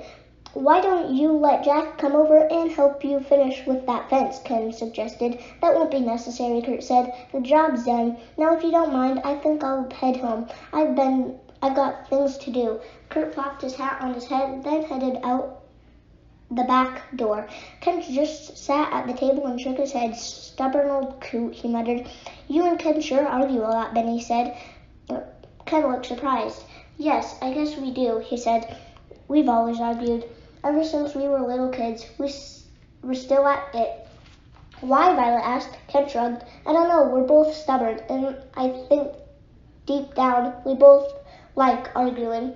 The Aldens frowned. It was hard to understand why brothers would enjoy arguing. Chapter 8. A Blue Pickup. The Aldens worked on the maze for most of the day. Mr. Sweeney cut posts of wood. Then Violet and Benny lined them up where they needed to go. Henry and Jessie stapled chicken wire fencing from post to post, and everyone attached corn stalks into the chicken wire. The maze wouldn't be perfect, but at least it would be open in time for the festival on Saturday. Jessie pounded in another post, then tucked her hair behind her ear. She glanced at the corn stalks beside her. Do you notice how thick these stalks are? They're pretty thick, Violet agreed as she dropped another cut post next to Henry. I wonder what the person last night used to chop them down, Jessie asked. Henry stapled chicken wire to Jessie's post. Probably a matchet, he said. A machete must be pretty sharp, Jessie said, to cut through and plant to cut through a plant that's so thick. You'd get a pretty nasty cut from one if you weren't careful, Henry said. Kurt had a pretty nasty cut, Benny pointed out.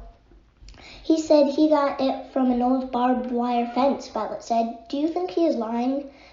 He could be lying. I don't know, Benny said. Mr. Sweeney came up behind the children. I need to go into town and get some more chicken wire, he said. We don't have quite enough to finish the job. Would you like to go with us? Would you like us to go with you, Mr. Sweeney? Violet asked. No, why don't you finish up with what you're doing? Then you can take a break until I get back, he said. The Eldons used up all the chicken wire they had left. Then they decided to take a walk and talk some more about the mystery. Even though some of the clues point to Kurt and David, I just don't think it's either of them, Violet said. They're Ken's family. Family members don't hurt each other. I hope not, Violet, Henry said, but think about it. Either one of them could have come over and toilet papered the maze during the night. We know the cap with the light belongs to David. This morning, David said he was talking to his wife, but he could have been talking to Kurt. Remember, he said, one more scare like this and he'll be ready to sell. And now this cut of Kurt seems awfully suspicious. The Eldons found themselves walking down the hill toward Peggy Rodman's place. She was outside working in her vegetable garden. A wheelbarrow of zucchini stood beside her. Hello, Mrs. Rodman, Violet said politely. Peggy looked up at the Eldons squinting in the sun. She frowned. You're the kids who are staying with Ken Johnson, aren't you? She said. Yes, Jessie replied. Too bad about the festival on Saturday, Peggy said as she tossed another zucchini into the wheelbarrow. What do you mean? Henry asked. Well, the festival is canceled, isn't it? Peggy asked. She held her hand to her forehead to shade her eyes. I heard about the trouble up at Ken's place last night. I heard part of the maze was completely destroyed.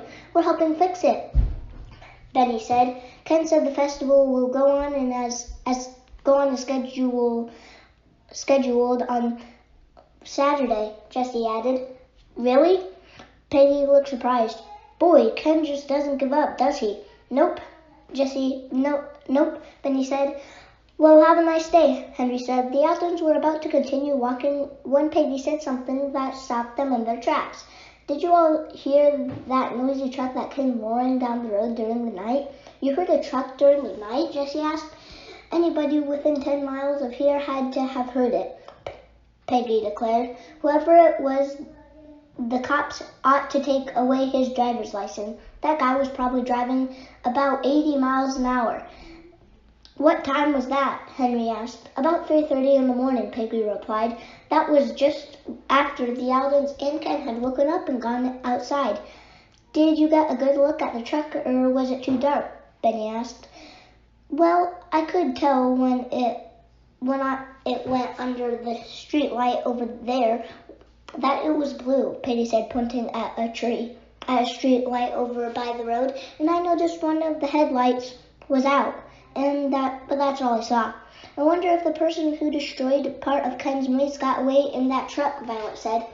Well, if you find the blue truck that's got a headlight out and might want to talk to the owner, Peggy said.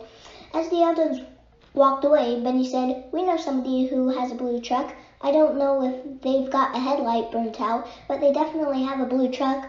Kurt, the others said at the same time. I think we'd better pay a visit to Kurt, Jessie said. Mr. Sweeney was still gone when the children returned to Ken's farm. Grandfather and Ken were in the middle of a game of chess. Does Kurt live very far away? Henry asked. His is the next farm up the road, Ken replied. It's about a mile away. Why? We were thinking we'd like to visit him, Jessie said. Would that be all right? She didn't want to tell Ken why they wanted to visit Kurt, not until they were sure about their suspicions. That would be fine, Ken said as he moved the pond forward. You might enjoy looking around his farm. Just don't tell him I said so, Ken winked. Be back in time for supper, Grandfather said. We will, Violet promised. The children set off. They trudged up one hill, then down the other. Then they came up to the top of the next hill. They saw a tall, white farmhouse in the valley below. It looked a lot like Ken's house, only smaller. That must be Kurt's house, Benny said, pointing. A familiar rusty blue pickup truck sat under the shade of a large maple tree.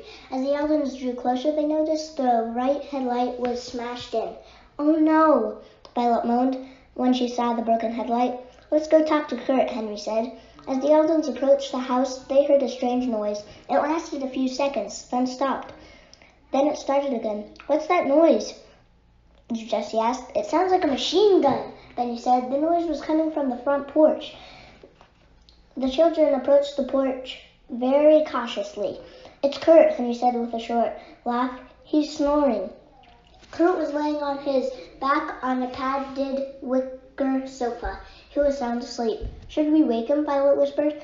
But before anyone could answer, Kurt's eyes flew open. What? He said, startled. What's the matter? Oh, it's you, Kurt said when his eyes focused on the Eldons. He rubbed his eyes and smiled. I'm afraid you caught me. Caught you? Violet asked. Caught me sleeping in the middle of the day, Kurt said. He sat up. But I'm awake now. What brings you kids up here on such a nice day? The Eldons climbed the porch steps and stood around in an awkward semicircle. We heard a car or truck out by the road. Last night, right before we chased the person who was trying to destroy the maze, Henry began. You heard a vehicle in the middle of the night on our quiet little road? Kurt looked surprised. Yes, Jessie said. We also talked to your neighbor, Peggy Rodman. Kurt scowled when Jessie mentioned Peggy's name. She heard it too, Jessie went on. In fact, she said she even saw the vehicle. Jessie watched Kurt carefully. She said she saw a blue pickup truck that was missing a headlight. Kurt said, glancing over at his truck. I have a blue pickup truck that's missing a headlight. The Eldons waited for him to say more. I suppose you're wondering whether it was my truck that Mrs. Rodman saw, Kurt said. Yes, Jessie said. Kurt took a deep breath, then let it out. Okay, I admit I was out late last night. But it's not what you think. He shifted on the sofa. I didn't destroy Ken's maze. I would never do anything to hurt my brother. I was just trying to help him. Help him? How? Violet asked. What were you doing? I'm worried about Ken, Kurt said. Somebody really wants him to cancel the festival. Whoever it is, I'm afraid that person could be dangerous. So last night, I took my truck and parked it on the road next to Ken's. Then I waited. I wanted to see if anyone came onto the property. Did you see the intruder? Henry wanted to know. Unfortunately, I fell asleep, Kurt said. I didn't wake up until you folks started chasing him. That's too bad, Benny said. But I saw him run across the road and into the cornfield across the way, Kurt said. Then he disappeared. Did you get a good look at him? Henry asked. Not good enough. He was wearing a dark shirt and pants, and it looked like he had a hood of some kind over his head. That was all we saw too, Violet said. I know the road that runs on the other side of the field, Kurt went on. It goes behind Peggy Rodman's place. So I took off as fast as I could, hoping I could catch him coming out the other side, but by the time I got over, he was gone. That's why you were so tired this morning, Violet said. You really were up most of the night. Yes, so why didn't you just tell us that's what you'd been doing this morning, Jessie asked. Kurt smiled. I didn't want Ken to know I'd been staking out this place like some sort of undercover detective, he said. He wouldn't have been angry. He'd have said I should mind my own business. He probably would have, Henry agreed. Ken likes to take care of himself. Later, when the children were walking back to Ken's, Jessie said, well, that explains the blue truck, what Peggy saw. We weren't any closer to solving this case than we ever were, Benny grumbled. This is a tough one, Henry agreed, but we'll figure it out. At least the festival will go on, Violet said. Unless our intruder shows up again, Jessie said. Chapter 9. Trouble. When the Eldons returned to Ken's, Mr. Sweeney was back. He was just finishing up the last of the repair work in the maze. Tomorrow we paint the fence posts, Violet said, and decorate for the festival, Benny added. Can you kids help me go down all the paths right now and make sure the rest of the maze is in good shape? Asked Mr. Sweeney. Sure, the Eldons replied. They divided up. Mr. Sweeney, Henry, and Violet, and Jessie and Benny, and headed down different paths. Everything looks good over here, Jessie called after a while. Here too, Henry called back. Wait a minute, Violet said. What's that? A round black object had caught her eye. Violet and Henry rushed down the path to see. Jessie and Henry rushed down the path to see what it was. A tire, Violet said with surprise.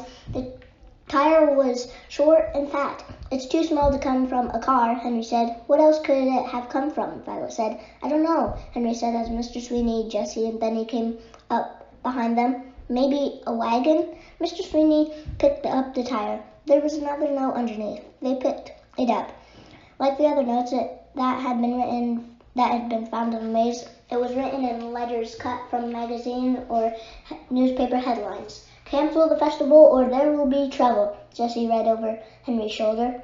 Oh no, Violet said. What kind of trouble? Benny asked. I don't know, Mr. Sweeney said grimly, but this looks like a tire from the trailer we use for hay rides. I better go see if the trailer is okay. The children followed Mr. Sweeney through the maze and over to the barn. Mr. Sweeney grabbed the tire iron from a workbench in the corner, then went around and checked each tire on the trailer.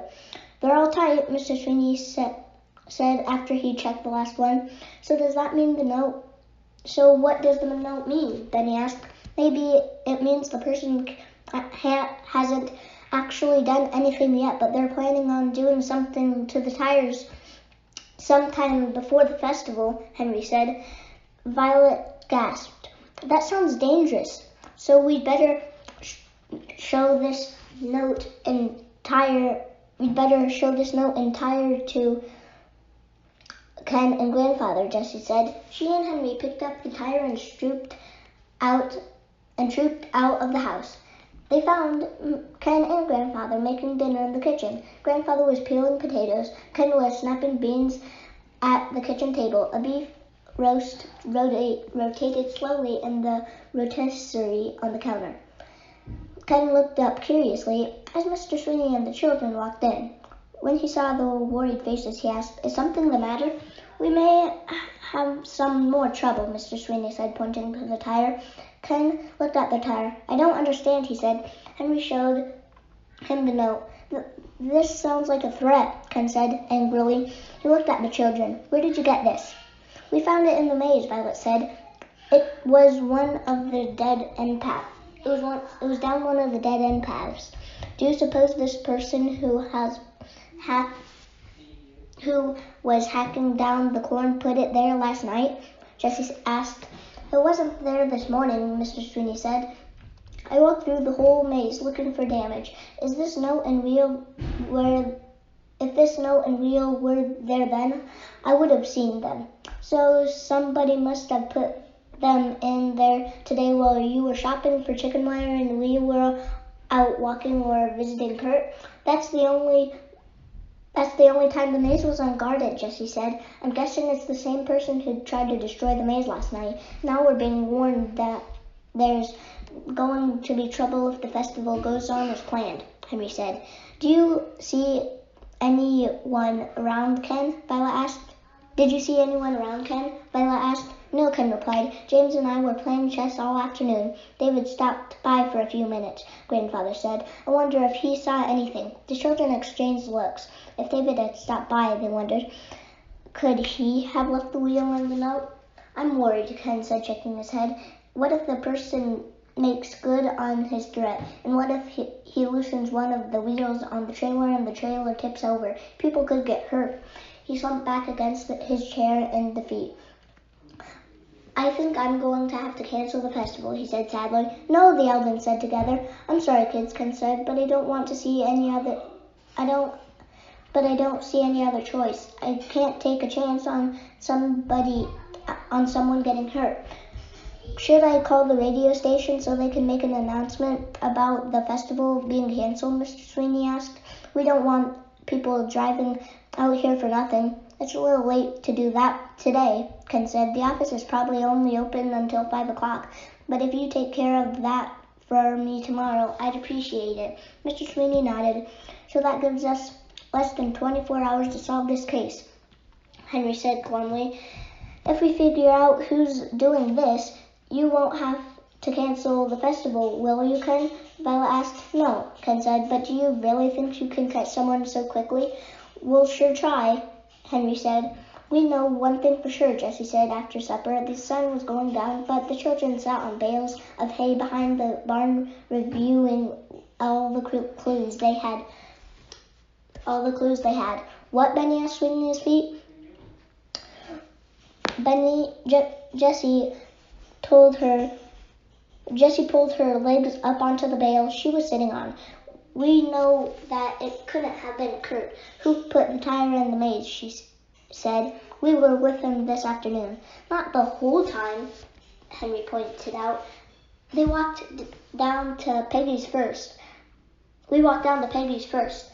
but we woke Kurt up when he got to his house, Jessie said. When we got to his house. Jessie said, I don't think he would have had time to drive up there, hide a tire in the maze, then drive home and fall asleep. You're probably right, Jessie, Violet said. Mr. Sweeney could have done it, Henry said. He was here by himself for a little while before we got back. David was here too, Benny put in. But David is Ken's son, Violet said. She still couldn't believe he was involved in all this. How about Peggy Ron then? Jessie suggested. Kurt said that the person who ran away from Ken's house last night went into the field across the street, and that field comes out down by Peggy's house. Maybe we should do what Kurt did last night, Benny said. What do you mean, Benny? Violet asked. Benny jumped down from the bale of hay. Maybe we should stake out the maze and the barn tonight. Make sure nothing bad happens.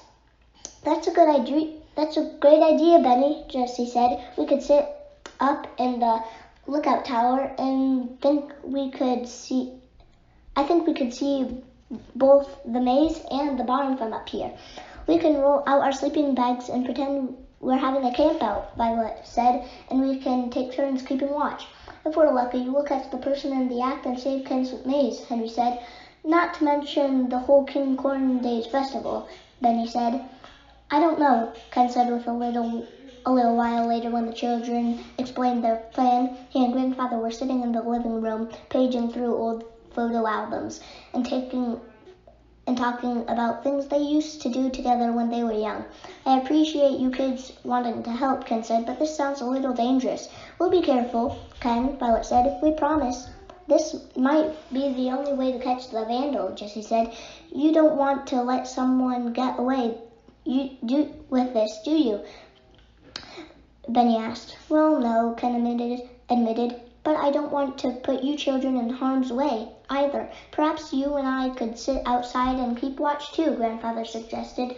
Those back porch chairs of yours are pretty comfortable, and I know my grandchildren don't do anything foolish. Ken looked at Grandfather. You'd be willing to spend the night sleeping in a chair outdoors to catch the person who's been wrecking your maze, Grandfather said. You bet I would. Then it's settled, Henry said. We'll go get our sleeping bags. Chapter 10. Stakeout. Benny shifted in his sleeping bag. What time is it? He whispered. Henry had agreed to take the first watch. Jessie, Violet, and Benny were trying to sleep, but it was hard for Jessie to get comfortable on the wood floor, and Violet and Benny were simply too excited to sleep. Henry glanced at his watch. It's 11:45, he whispered back. That's pretty late, Benny said with a yawn. Yes, it is, Henry agreed.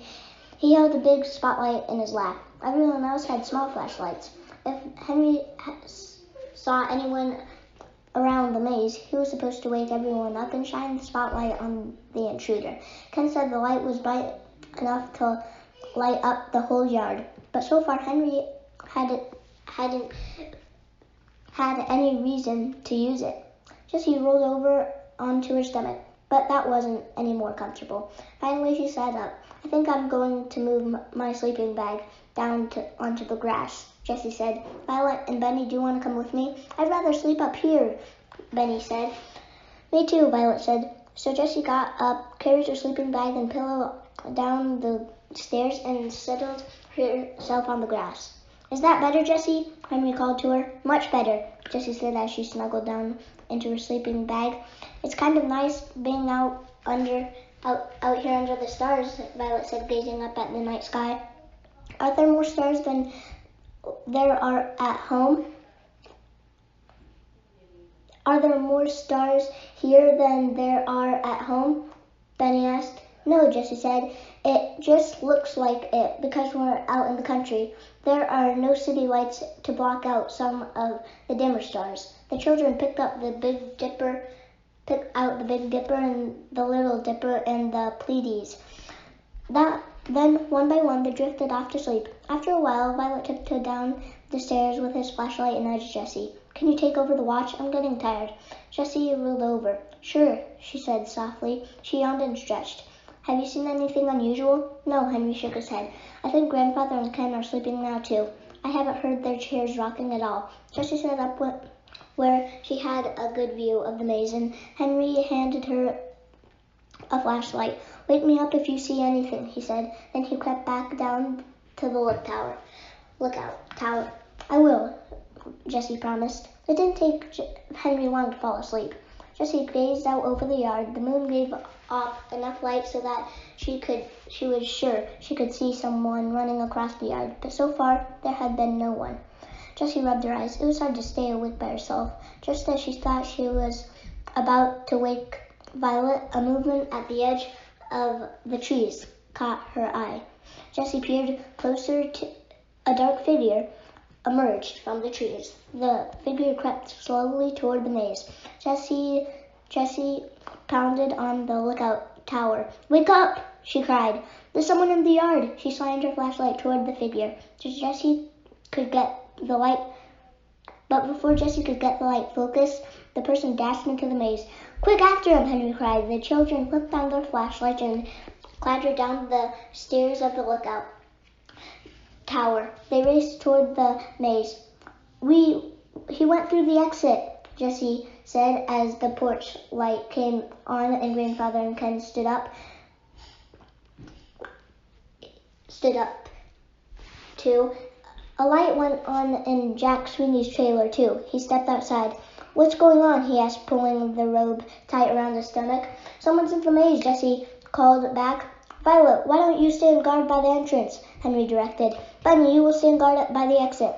Jessie and I will see if we can corner the intruder inside the maze. Jessie grabbed her flashlight and dashed in through the entrance. Henry hurried through the exit. Jessie shined her flashlight on the path ahead and listened. She could hear the intruder running a few rows to her right. The cornstalks were planted too close together for her to sneak quietly between the rows. All she could do was keep winding her way through the maze and hope that she and Henry somehow managed to corner the vandal. Jessie saw a dark figure only a turn and run right. Jessie saw a dark figure turn a corner and run right onto the same path she was on. The figure stopped, momentarily blinded by Jessie's flashlight. Jessie gasped when she saw the person. It's Peggy Ronman, she yelled so everyone could hear. Wait, Peggy, cried, shielding her eyes. I can explain. Jessie hurried over to Peggy. Let's find our way out of the maze first. Then you can explain. Where are you guys? Henry called. I'm not sure. Jessie replied. I see them, Violet cried. I'm up in the lookout tower. Jessie glanced up as a bright light shone down on the maze. Violet was shining the light from the lookout tower. She smiled and waved at Jessie. Jessie waved back. Turn right at the next intersection, Jessie, Violet called. Then just stay on that path and you'll be out.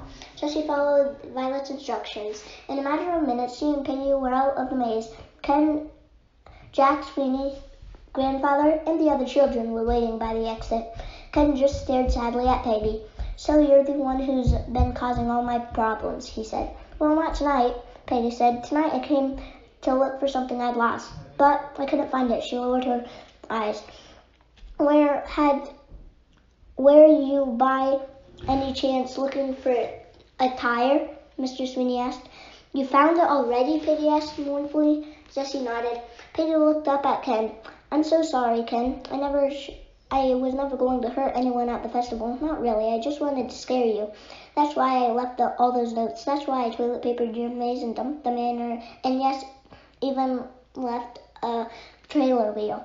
I know now that scaring you with that wheel was going too far," Peggy went on. "That's why I came here tonight. I wanted to take it back before you found it. Unfortunately, it was too late." Peggy looked down at her pointy cowboy boots. "But why would you do all this?" Ken asked, trying to make sense of what he was hearing. "Because I wanted you to give up. I wanted you to sell your property to me and move into town. You may not know this, but your land has been in my family for generations." "I do know that. My father told me when he sold it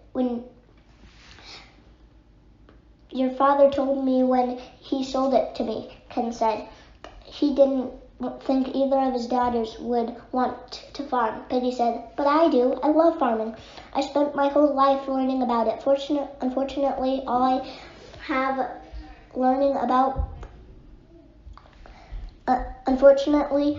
I have left of my daddy's land is a little vegetable patch.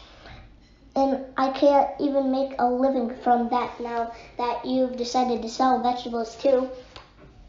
"I offered to let you sell your vegetables here," Ken reminded her.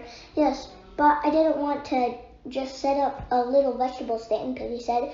"I could do that at home. I want a bigger role. I wanted to buy you out and farm this land and run the festival myself. I'd have been saving for years so I could make up a good offer, an offer you'd be sure to accept, but you refused." "That must have made you really angry," Violet said. "Yes," Peggy let out a deep breath. "I know I handled this all wrong. Vandalizing your maze is not going to convince you to sell it to me. I'll pay for all the damage, and if you want to press charges, I'll have to think about that," Ken said. Ken said. "Right now it's late. We're all tired, and we've got a big day tomorrow if we're going to get ready for the festival on Saturday." Peggy nodded. I want you to know, Ken, I really am sorry." Then she left. Mr. Sweeney turned to go back to his trailer. "I had no idea how much this land meant to Peggy," Ken said, shaking his head. "That doesn't excuse what she did, but I understand why she did it." "At least the vandalism is over," Grandfather said. "Is everyone ready for bed? Can we still sleep outside for the rest of the night?" Benny wanted to know. "Sure," Grandfather said. "There won't be any more trouble tonight, but if you don't mind, I think Ken and I will move inside where there are real beds." The next day, the King Corn Days Festival went on as scheduled. Visitors started arriving just before noon. The children and Mr. Sweeney had done a good job repairing the damaged sections of the maze. They had painted the wooden posts green and stuck bunches of corn cobs inside the chicken wire fence. At first glancing, the visitors didn't even notice the part of the maze was missing. The children had also set up a smaller maze of hay bales for little kids. Violet had spread construction paper marks and scissors over the several picnic tables for children who wanted to make crafts. Kurt brought over bushels of sweet corn, which he and Ken boiled in large pots over an open fire. Henry and Jessie served up the corn as fast as it was ready. They husked more to be boiled. "What a great festival," Jessie said as she watched all the people milling about Ken's farm. "People seem to be enjoying themselves," Grandfather said. Grown-ups chattered with one another while their children scampered over the bales of hay and chased each other through the maze. Families strolled about the farm, playing games, feeding the animals, and of course munching sweet corn. I can't thank you children enough for all your help, Ken said. Not only did you help get ready for the festival, you helped clean up after all the vandalism this week, and you caught the vandal. We were happy to, Henry said. Well, this festival would never would have gone on today without you, Ken said as he rolled a few ears of cooked corn in a pan of hot melted butter. We're all grateful to you, Kurt put in. We're just glad the festival didn't have to be canceled, Violet said. Then all the people went home. The Aldens helped Ken, Kurt, and Mr. Sweeney clean up. Even Peggy stopped by to see if she could help. She looked a little nervous standing by the driveway, waiting for Ken's answer. Sure you can, Ken said, waving her forward. In fact, I'd like to talk to you again. Oh, Peggy said wearily. Have you decided to press charge? No, Ken said. This is something else. I know my brother and my son were worried about me, and I know that this maze and festival required a lot of extra work this year. More than Jack really has time for. Jack nodded. So Ken looked at Peggy. I was thinking, since you enjoyed farming so much, maybe you'd like to help me with the maze and the festival next year? Peggy looked surprised. Really? There's going to come a day when I'm too old to run my farm, Ken went on. That day hasn't come yet, but when it does, I'd sure like to sell to somebody I know will love this farm and this maze the way I do. But don't you want to buy Ken's farm too, Kurt? Benny asked. Shh, Benny, scolded Jessie. It's not our business. That's okay, Jessie, Kurt said. Actually, Ken and I talked about this. I'd like to make peace with Peggy too. Besides, I'm only 5 years younger than Ken. By the time he's ready to sell, I probably will be too. And I'd sure rather sell to an individual than to a large corporation. I don't know what to say, Peggy said, her eyes growing misty. Say you'll do it, Kurt said. Peggy laughed. I'll do it. The Aldens smiled at each other. They liked it when things turned out well. So have you started thinking about next year's maze? Benny asked. It's probably a little early to be thinking about next year's maze, Jessie,